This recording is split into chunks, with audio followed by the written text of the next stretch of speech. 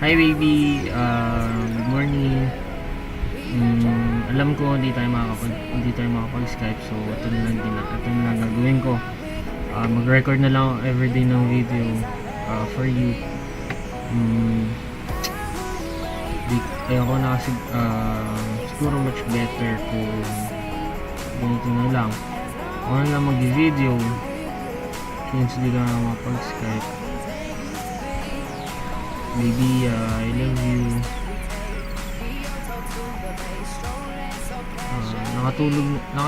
Nakatulog ako, pero nagising din ako kasi yung matanda sa kabilang bahay. Ginising na naman ako para magtapon ng basura, ganyan.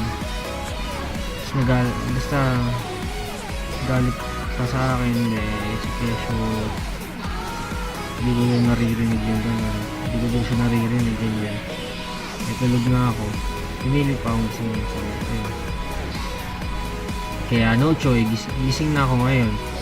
So baby, I love you.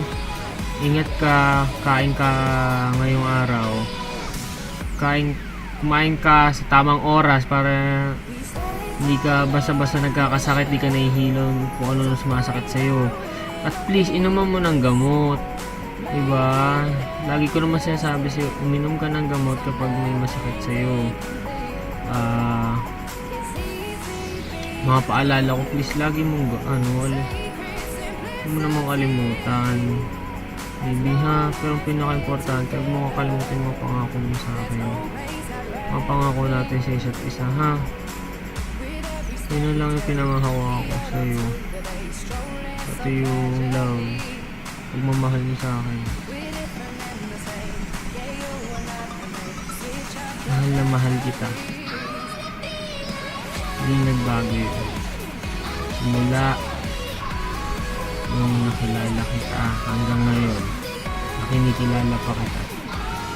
Mahal na mahal na mahal kita. Wala akong pakialam kung ano nangyari. Basta alam ko, may kahihinatnan kung mga ginagawa ko para sa'yo.